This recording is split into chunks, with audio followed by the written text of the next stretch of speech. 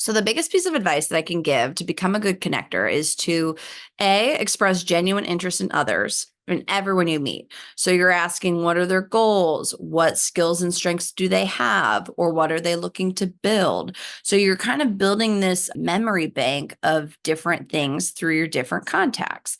And if you don't have a strong memory, find a way to document some of these high level things that they share with you. Maybe it's in the contact notes on your phone or your CRM system. Find ways to start to bucket. Okay, Sally's good at this. Kim's good at this. Stacy's good at this. Barry needs this. So you're starting to realize, like, how can you pull pieces together? And then that's when you start to make connection points. But I feel that one of my strengths is that I've been able to demonstrate my expertise and add value to my mentors, to my clients, to my friends by continuously finding opportunities for connections. So let's say you find an opportunity of two people that you think would be a good contact. There's in-person connecting, and then there's virtual connecting, usually via email or text. But if you happen to be in the same city, it's great to find opportunities to meet in person. So if I'm doing an in-person meetup, I'll usually give both parties a heads up. Like, hey, I'd love for you to meet my friend Stacy. She lives in the same neighborhood as you. She's an executive assistant for so-and-so, and she might be able to use your travel business when she books trips for her boss. And then I'll give Stacy the same heads up. Hey, Linda's a travel advisor. She's a great contact for you. Business aside, you're both awesome people who live in the same neighborhood. And I'd love to be the one who introduces you to each other. So in-person's best if you can swing it, but many, many connections do not require an in-person touch. So most of the time we're introducing professional connections via email. And so the way I handle this is I usually will get both parties permission for a connection unless I have a strong grasp on one of my contacts' business and I understand that I'm referring them business. So I don't ask if I'm sending them opportunities for growth and business. I'll share a quick example. I have a client that I'm working with right now.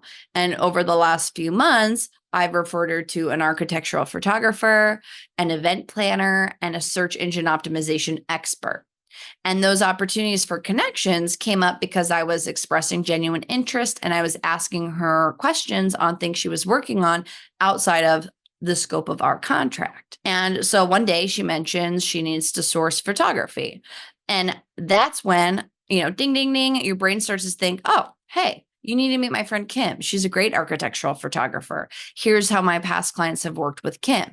So then the way that I personally do email intros is in the subject line, I will put, Kim meet Sally. And usually I'll put their business names in parentheses just so it's easy to search.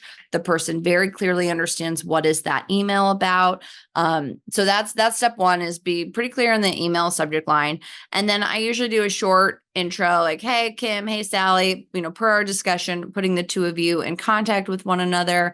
Kim, I know Sally from XYZ. Sally, I worked with Kim here, here, and here. So just kind of a little bit more context. And then I'll include their contact details, any relevant websites. And then I end it with, I'll leave it to the two of you to connect from here. But what is so great about this is because obviously it helps my client, Sally. It gives her a resource for photos, which is on her project list. It helps my friend Kim because now Kim has a new client for her business. But then it helps me because my client sees that I am a resource for her for other things. And I'm continually establishing my value and expertise with Sally, my client.